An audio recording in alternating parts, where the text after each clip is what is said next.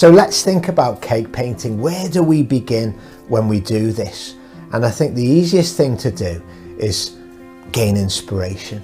So you may have a memory in your mind of a beautiful place you visit, say up a mountain in a park, a scenic view that melts your heart.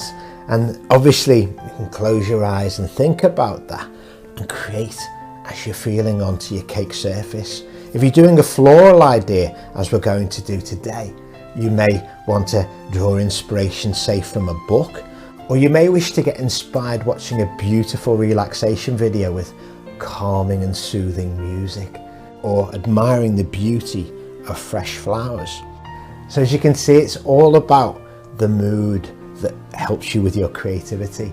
And I'm very, very fortunate sitting here now. If I look that way, I'm looking out onto a beautiful garden outside. Come this way.